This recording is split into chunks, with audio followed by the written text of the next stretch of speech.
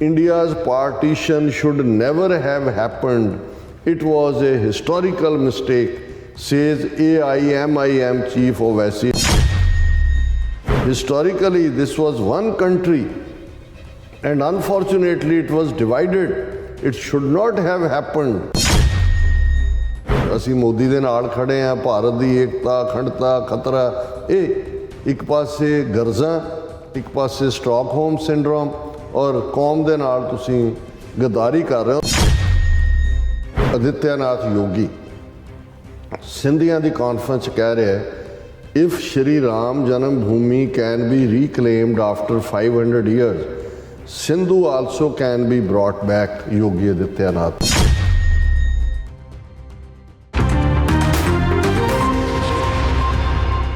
Viewers welcome back to our program. So viewers ਗੱਲਬਾਤ ਕਰਨ ਜਾ ਰਹੇ ਹਾਂ ਕਿ ਹੈਦਰਾਬਾਦ ਤੋਂ ਮੁਸਲਿਮ ਐਮਪੀ ਮਿਸਟਰ ਓਵੈਸੀ ਨੇ ਕਿਹਾ ਹੈ ਕਿ 1947 ਦੀ ਦੇਸ਼ ਵੰਡ ਇੱਕ ਇਤਿਹਾਸਕ ਗਲਤੀ ਸੀ ਜਿਹੜੀ ਕਦੇ ਵੀ ਨਹੀਂ ਸੀ ਹੋਣੀ ਚਾਹੀਦੀ, ਔਰ ਜਦੋਂ ਭਾਰਤ ਵਿੱਚ ਮੁਸਲਮਾਨਾਂ ਦੀ ਨਸਲਕੁਸ਼ੀ ਦਾ ਮਾਹੌਲ ਬਣਿਆ ਹੋਇਆ ਹੈ ਤਾਂ ਮੁਸਲਿਮ ਨੇਤਾਵਾਂ ਦੀ ਇਹੋ ਜਿਹੀ ਜਿਹੜੀ ਬਿਆਨਬਾਜ਼ੀ ਦੱਸਦੀ ਹੈ ਕਿ ਉਹ ਕਿਵੇਂ ਗੁਲਾਮੀ ਦਾ ਆਨੰਦ ਮਾਣ ਰਹੇ ਹਨ। ਸੋ ਇਹੋ ਜਿਹੀ ਮਾਨਸਿਕਤਾ ਬਹੁਤ ਸਾਰੇ ਸਿੱਖ ਲੀਡਰਾਂ ਦੀ ਵੀ ਹੈ। ਸੋ ਇਸ ਬਾਰੇ ਆਪਾਂ ਗੱਲਬਾਤ ਕਰਨ ਜਾ ਰਹੇ ਹਾਂ। ਸੋ ਅਸੀਂ ਚਾਹਾਂਗੇ ਕਿ ਤੁਸੀਂ ਇਸੇ ਤਰ੍ਹਾਂ ਬਣੇ ਰਹਿਣਾ, ਦੇਖਣ ਸੁਣਨ ਲਿਖਣ ਲਈ ਤੁਹਾਡਾ ਸਭ ਦਾ ਬਹੁਤ ਧੰਨਵਾਦ ਜੀ। ਰਾਜ ਸਾਹਿਬ ਕੀ ਕਹਿਣਾ ਚਾਹੋਗੇ?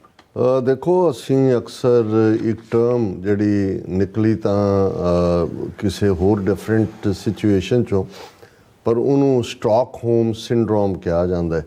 ਸਟਾਕਹੋਮ ਸਿੰਡਰੋਮ ਹੁੰਦਾ ਹੈ ਵੀ ਜਿਹਨੇ ਤੁਹਾਨੂੰ ਅਗਵਾ ਕੀਤਾ ਹੈ, ਜਿਹਨੇ ਤੁਹਾਡੇ 'ਤੇ ਜ਼ੁਲਮ ਕੀਤਾ ਹੈ, ਵਕਤ ਪਾ ਕੇ ਤੁਸੀਂ ਉਹਦੇ ਨਾਲ ਹੀ ਪਿਆਰ ਕਰਨ ਲੱਗ ਜਾਓ, ਉਹੀ ਤੁਹਾਨੂੰ ਚੰਗਾ ਲੱਗਣ ਲੱਗ ਜਾਏ। ਅੱਛਾ। ਔਰ ਇਹ ਕਿਉਂਕਿ ਇਸ ਦੀ ਸ਼ੁਰੂਆਤ ਤਾਂ ਹੋਰ ਕਿਸੇ ਕੰਟੈਕਸਟ ਦੇ ਵਿੱਚ ਹੋਈ, ਬਟ ਇਵੈਂਚੁਅਲੀ ਇਹ ਫਿਰ ਇੱਕ ਫਿਨੋਮੀਨਾ ਬਣ ਗਿਆ ਕਿ ਵੀ ਜਦੋਂ ਜਿਹੜੇ ਲੋਕ ਤੁਹਾਡੇ ਨਾਲ ਜ਼ਬਰ, ਹੁਣ ਕਈ ਵਾਰ ਇਹ ਘਰਾਂ ਦੇ ਵਿੱਚ ਵੀ ਹੁੰਦਾ ਹੈ ਕਿ ਵੀ ਜ਼ੁਲਮ ਵੀ ਹੋ ਰਿਹਾ ਹੈ, ਫਿਜ਼ੀਕਲ ਬੀਟਿੰਗ ਵੀ ਲੇਡੀ ਦੀ ਹੋ ਰਹੀ ਹੈ, ਉਸ ਦੇ ਉੱਤੇ ਹੋਰ ਵੀ ਤਸ਼ੱਦਦ ਹੈ, ਮਾਨਸਿਕ ਵੀ ਹੈ, ਪਰ ਉਹ ਛੱਡਦੀ ਨਹੀਂ ਉਹ ਸਾਰੇ ਨੂੰ, ਕਿਉਂਕਿ ਉਸ 'ਚ ਹੀ ਉਹਨੂੰ ਇਹ ਲੱਗਣ ਲੱਗ ਜਾਂਦਾ ਹੈ ਸਾਡੇ ਤਾਂ ਉਸ ਖਿੱਤੇ ਸੀ ਜੀ, ਮੇਰੀ ਪ੍ਰਲੱਭ ਦੀ ਇਹ ਹੈ, ਮੇਰੇ ਕਰਮਾਂ 'ਚ ਇਹ ਲਿਖਿਆ ਹੋਇਆ, ਉਹ ਤਾਂ ਉਹਨਾਂ ਹਾਲਾਤਾਂ 'ਚ ਸੀ।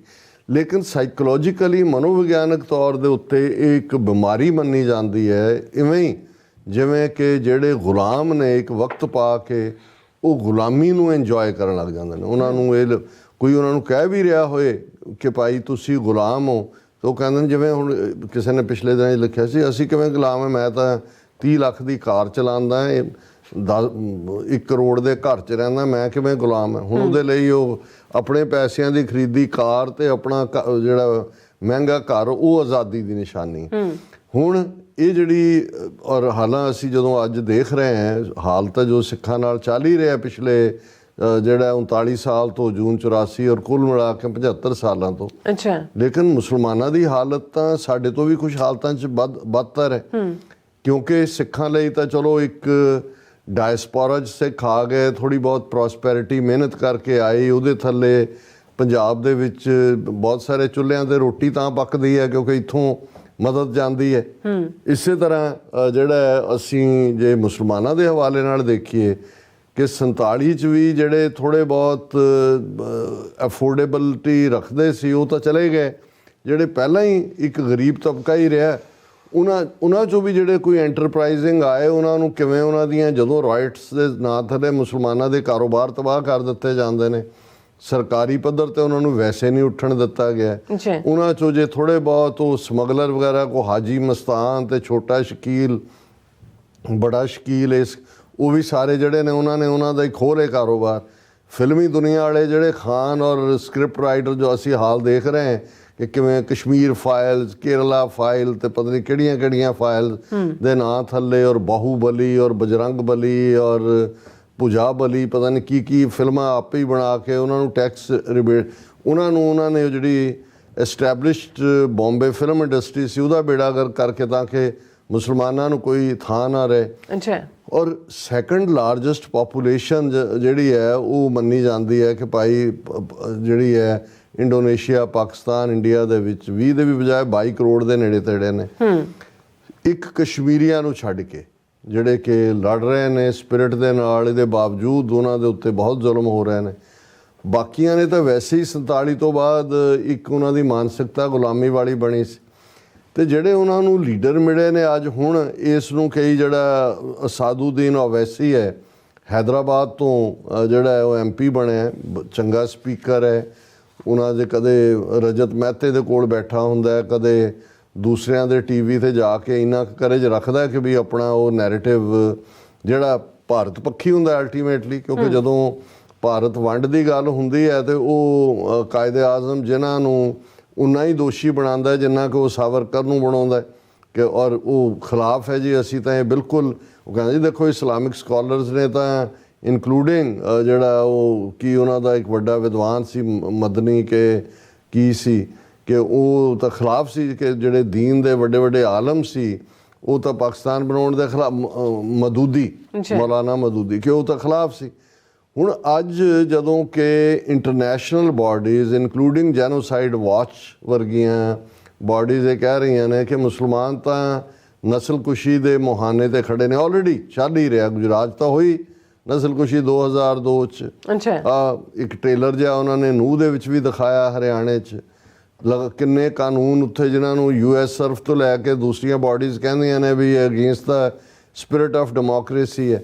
ਲੇਕਿਨ ਹੁਣ ਇਹ ਜਿਹੜੇ ਸਾਡੇ ਓਵੈਸੀ ਸਾਹਿਬ ਨੇ ਉਹ ਇਹ ਕਹਿ ਰਹੇ ਨੇ ਹੈਦਰਾਬਾਦ ਦੇ ਵਿੱਚ ਇੱਕ ਸਵਾਲ ਦੇ ਜਵਾਬ 'ਚ ਪ੍ਰੈਸ ਕਾਨਫਰੰਸ ਦੇ ਵਿੱਚ, ਔਰ ਉਹਨਾਂ ਦੀ PTI ਉਹਨਾਂ ਨੂੰ ਤਾਂ ਸੂਟ ਕਰਦਾ ਹੈ ਕਹਿਣਾ, ਉਹਦੇ 'ਚ ਹੈਡਲਾਈਨ ਇਹ ਹੈ India's partition should never have happened, it was a historical mistake says AIMIM chief Owaisi. ਇਹ ਪਾਰਟੀ ਦਾ ਨਾਮ ਇੱਦਾਂ ਦਾ ਹੀ ਹੈ, ਇੱਧਰ ਰੱਖਿਆ ਹੋਇਆ।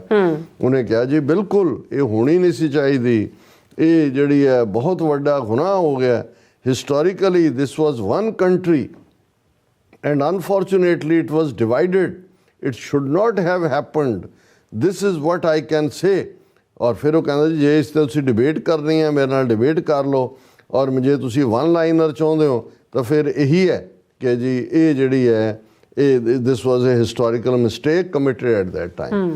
ਹੁਣ ਜਦੋਂ ਤੁਸੀਂ ਇਸ ਸਾਰੇ ਪਾਰਟ ਨੂੰ ਦੇਖਦੇ ਹੋ ਤੇ ਫਿਰ ਆਪਣੀ ਲੀਡਰਸ਼ਿਪ ਵੀ ਤੁਸੀਂ ਕੈਪਟਨ ਅਮਰਿੰਦਰ ਵਰਗੇ ਜਾਂ ਮਨਜਿੰਦਰ ਸਿਰਸੇ ਵਰਗੇ ਤਾਂ ਛੱਡੋ ਜਿਨ੍ਹਾਂ ਦੇ ਮੂੰਹ ਨੂੰ ਕੁੱਤਾ ਬੰਨਿਆ, ਕਰਪਟ ਲੋਕ ਜਿਨ੍ਹਾਂ ਦੀਆਂ ਫਾਈਲਸ ਜਿਨ੍ਹਾਂ ਦੇ ਕੋਲ ਨੇ ਔਰ ਉਹ ਮੇਰਾ ਬੁਲਾਇਆ ਬੋਲ ਤੂੰ ਬੋਲਦਾ ਕਿਉਂ ਨਹੀਂ, ਉਹ ਤਾਂ ਬੁਲਾਇਆ ਬੋਲ।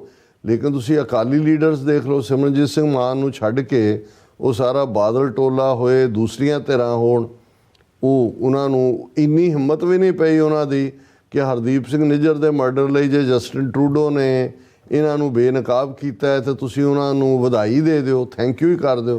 ਰਾਦਰ ਅਸੀਂ ਮੋਦੀ ਦੇ ਨਾਲ ਖੜੇ ਹਾਂ, ਭਾਰਤ ਦੀ ਏਕਤਾ ਅਖੰਡਤਾ ਖਤਰਾ। ਇਹ ਇੱਕ ਪਾਸੇ ਗਰਜ਼ਾਂ, ਇੱਕ ਪਾਸੇ ਸਟਾਕਹੋਮ ਸਿੰਡਰੋਮ ਔਰ ਕੌਮ ਦੇ ਨਾਲ ਤੁਸੀਂ ਗਦਾਰੀ ਕਰ ਰਹੇ ਹੋ। ਔਰ ਜਦੋਂ ਅਸੀਂ ਇਹ ਦੇਖ ਰਹੇ ਹਾਂ ਜੇ ਪਿਛਲੇ ਹਫਤੇ ਜਿਹੜੀ ਖਬਰ ਅਸੀਂ ਡਿਸਕਸ ਨਹੀਂ ਸੀ ਕੀਤੀ ਵੀ ਹਿੰਦੂ ਤਵੀਆਂ ਦਾ ਕਿਸ ਹੱਦ ਤੱਕ ਜਾ ਕੇ, ਇਕੱਲਾ ਇਹ ਨਹੀਂ ਵੀ ਉਹਨਾਂ ਨੇ ਘੱਟ ਗਿਣਤੀਆਂ ਨੂੰ ਟਾਰਗੇਟ ਕੀਤਾ ਹੋਇਆ ਜਾਂ ਸਿੱਖਾਂ ਮੁਸਲਮਾਨਾਂ ਈਸਾਈਆਂ ਜਾਂ ਦਲਿਤਾਂ ਦੇ ਨਾਲ ਜੋ ਚੱਲ ਰਿਹਾ। ਹੁਣ ਇੱਥੇ ਸੀਐਟਲ ਦੇ ਸਿਟੀ ਕੌਂਸਲ ਨੇ ਪਾਸ ਕੀਤਾ ਵੀ ਜਿਹੜਾ ਕਾਸਟ ਸਿਸਟਮ ਹੈ ਇਹ ਵੀ ਫਾਰਮ ਆਫ ਰੇਸਿਜ਼ਮ ਹੈ, ਇਹਦੇ ਥੱਲੇ ਡਿਸਕ੍ਰਿਮੀਨੇਸ਼ਨ ਹੋਏ ਤੇ ਕਾਨੂੰਨ ਦੇ ਦਾਇਰੇ 'ਚ ਆਏ। ਕੈਲੀਫੋਰਨੀਆ ਦੇ ਵਿੱਚ ਅਸੈਂਬਲੀ ਵੂਮੈਨ ਅਸੈਂਬਲੀਮੈਨ ਇਹਦੀ ਹਮਾਇਤ 'ਚ ਆਏ ਔਰ ਉਹਨਾਂ ਨੇ ਕੈਲੀਫੋਰਨੀਆ ਅਸੈਂਬਲੀ ਨੇ ਵੀ ਪਾਸ ਕਰਤਾ, ਸੈਨੇਟ ਨੇ ਵੀ ਕਿ ਵੀ ਇਹ ਜਿਹੜਾ ਕਾਸਟ ਸਿਸਟਮ ਦੇ ਨਾਲ ਡਿਸਕ੍ਰਿਮੀਨੇਸ਼ਨ ਹੈ ਇਹ ਉਸ ਅਪਾਰਥਾਈਡ ਦਾ ਹਿੱਸਾ ਹੈ, ਰੇਸ਼ੀਅਲ ਹੇਟਡ ਦਾ। ਹੁਣ ਅਸੀਂ ਤਾਂ ਉਸ ਲੈਵਲ ਤੇ ਬਹੁਤਿਆਂ ਨੇ ਸੈਲੀਬ੍ਰੇਟ ਕੀਤਾ, ਦੇਖੋ ਕਰਤਾ। ਹਿੰਦੂ ਤਾਂ ਵੀ ਕਿੱਥੇ ਪਹੁੰਚੇ ਨੇ। ਖਬਰ ਜਿਹੜੀ ਪਿਛਲੇ ਹਫਤੇ ਦੀ ਸੀ, California governor vetoes anti caste discrimination bill. ਜੀ ਗਵਰਨਰ ਕੋਲ ਫਾਈਨਲ ਪਾਵਰ ਹੁੰਦੀ ਹੈ, ਬਿਲਕੁਲ। ਉਹਨਾਂ ਨੇ ਕਿਵੇਂ ਗਵਰਨਰ ਨੂੰ ਆਪਰੇਟ ਕੀਤਾ ਹੈ, ਤੁਹਾਡਾ ਸਾਰਾ ਐਫਰਟ ਜ਼ੀਰੋ ਨੇ ਵੀਟੋ ਕਰਕੇ ਬਿੱਲ ਨੂੰ ਉਹ ਮਾਰਿਆ। ਉਹ ਇਹ ਮੰਨਣ ਨੂੰ ਤਿਆਰ ਨਹੀਂ ਕਿ ਜ਼ਾਤ ਪਾਤੀ ਸਿਸਟਮ ਜਿਹੜਾ ਹੈ ਉਹ ਖੜਾ ਹੀ ਡਿਸਕ੍ਰਿਮੀਨੇਸ਼ਨ ਦੇ ਉੱਤੇ। ਫਿਰ ਇਹਨਾਂ ਦੀ ਤੁਸੀਂ ਨੀਅਤ ਜਿਹਨੂੰ ਓਵੈਸੀ ਗਲਤੀ ਕਹਿ ਰਿਹਾ ਜੀ, ਬੜਾ ਬਲੰਡਰ ਕਰਤਾ ਜਿਨ੍ਹਾਂ ਨੇ। ਆਦਿੱਤਿਆਨਾਥ ਯੋਗੀ ਸਿੰਧੀਆਂ ਦੀ ਕਾਨਫਰੰਸ ਕਹਿ ਰਿਹਾ ਹੈ if Shri Ram Janam Bhoomi can be reclaimed after 500 years, Sindhu also can be brought back. Yogi Adityanath Sindhi Hindu Sindh ਚੋਂ ਆਏ ਨੇ, ਸਿੰਧ ਪਾਕਿਸਤਾਨ ਦਾ ਸੂਬਾ ਹੈ। ਉਹ ਕਹਿੰਦਾ ਜੇ 500 ਸਾਲ ਬਾਅਦ ਅਸੀਂ ਬਾਬਰੀ ਮਸਜਿਦ ਢਾਹ ਦਿੱਤੀ ਹੈ ਤੇ ਅਸੀਂ ਸਿੰਧ ਕਿਉਂ ਨਹੀਂ ਖੋ ਸਕਦੇ ਵਾਪਸ। ਇਹ ਉਹਨਾਂ ਦੀ ਜ਼ਹਿਨੀਅਤ ਹੈ। ਔਰ ਓਵੈਸੀ ਨੂੰ ਨਜ਼ਰ ਆ ਰਿਹਾ ਕਿ ਜੀ ਦੇਖੋ ਬਹੁਤ ਬਲੰਡਰ ਹੋ ਗਿਆ। ਸੋ ਇਹ ਹੈ ਜਿਹੜੀ ਗੁਲਾਮ ਜ਼ਹਿਨੀਅਤ ਹੈ, ਸਟਾਕਹੋਮ ਸਿੰਡਰਮ ਹੈ, ਇਹਦੀ ਟਿਪੀਕਲ ਐਗਜ਼ਾਮਪਲ ਹੈ ਓਵੈਸੀ ਵੀ ਔਰ ਜਿਹੜੀ ਕਲਾਸ ਸਿੱਖਾਂ ਦੀ ਲੀਡਰਸ਼ਿਪ ਦੀ ਇਹਨਾਂ ਹਿੰਦੂ ਤਵੀਆਂ ਦੇ ਗੁਣ ਗਾਉਂਦੇ ਨੇ। ਜੀ ਰਾਜ ਸਾਹਿਬ ਤੁਹਾਡਾ ਬਹੁਤ ਬਹੁਤ ਧੰਨਵਾਦ। ਸੋ ਥਲੇ ਨੇ ਬ੍ਰੇਕ ਵਿਊਅਰਸ ਤੁਸੀਂ ਕਿਤੇ ਨਹੀਂ ਜਾਣਾ, ਮਿਲਦੇ ਹਾਂ ਆਫਟਰ ਦਿਸ ਸ਼ਾਰਟ ਬ੍ਰੇਕ।